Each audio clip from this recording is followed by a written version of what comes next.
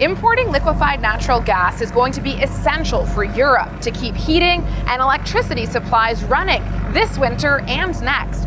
We're heading toward the only fixed LNG terminal in Greece, which receives, stores, and turns this critical fuel back into gas. That gas is then piped around the country.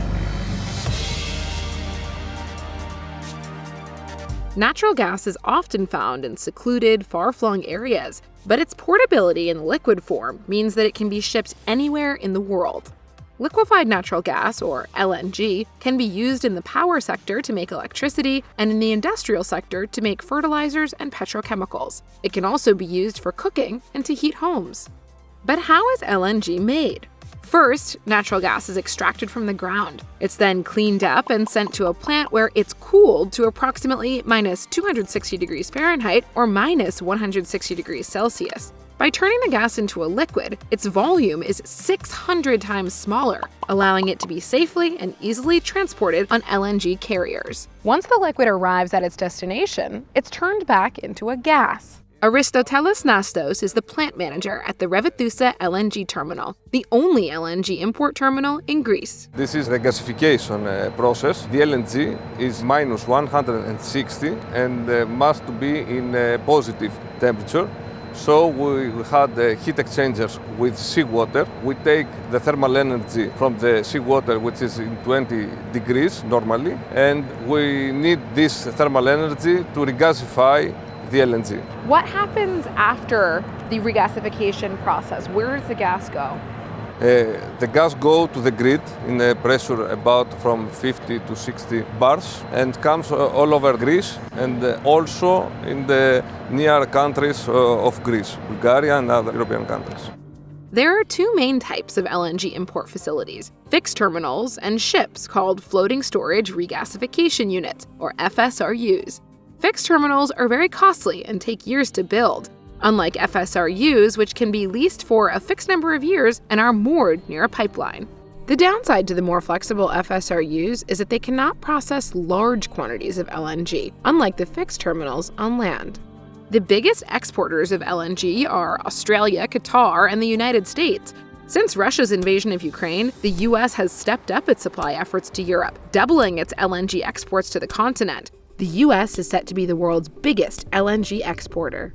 Before the invasion of Ukraine, Europe was heavily reliant on Russian pipeline gas.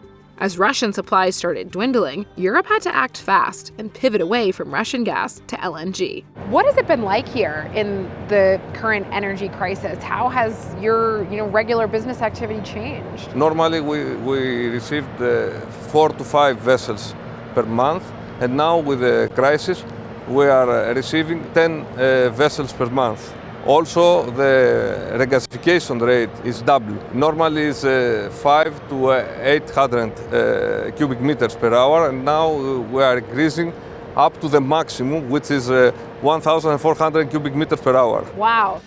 The fresh supply of LNG allowed Europe to successfully fill its gas storage sites to 95% ahead of the 2022 winter season. The influx of LNG to Europe has meant that storage facilities on the continent are filled to the brim. It's a happy problem, but it means that Europe is now scrambling for new capacity. While Europe's LNG infrastructure capacity is significant, access is uneven across countries. France, Spain, Italy, and the UK all have their own fixed terminals, while countries like Germany have none. Germany, Europe's largest gas importer, was instead reliant on Russian pipeline gas. Without it, Germany and others had to hire floating terminals to tide through the crisis. Plans are afoot to build more than a dozen more LNG import facilities over the coming years. I spoke to Greece's Environment and Energy Minister Kostas Skrekas. How would you say Europe is doing in terms of its efforts to replace those Russian pipeline gas flows with LNG? Europe is trying very hard. Greece is going to be transformed to the main entrance gate, import gate of LNG for the southeastern Europe, but it takes time for those infrastructure projects to be completed. Greece currently has one terminal here on Regasification that can receive LNG, temporarily store, regasify, and supply it to the country's network of pipelines. A new floating storage unit has recently been added to the existing facilities at Regasification, which will increase its storage capacity by 70%. Unlike an FSRU, which has regasification capabilities, an FSU can only store the LNG in its liquid form until there's space at the nearby terminal to begin the regasification process. Laura Page is the senior LNG analyst at Kepler, a data and analytics firm focused on commodity markets.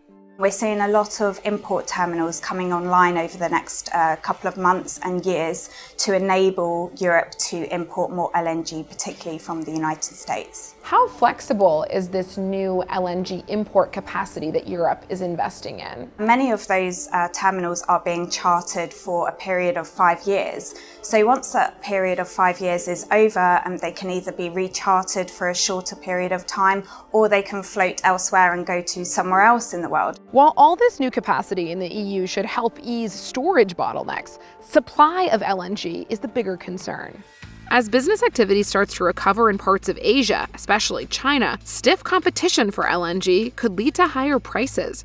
For now, Europe looks likely to avert a worst-case scenario this winter with muted demand from Asia and a milder than expected start to the season. However, experts are warning against complacency.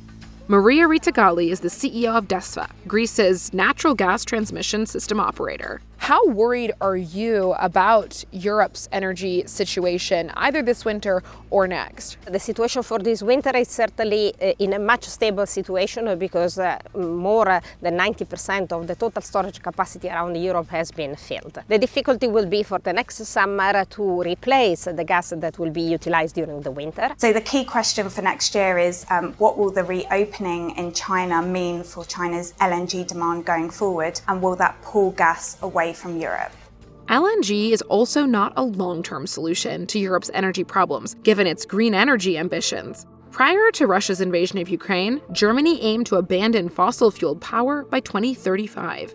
For now, LNG is seen as an important fuel to get Europe through the current energy crisis.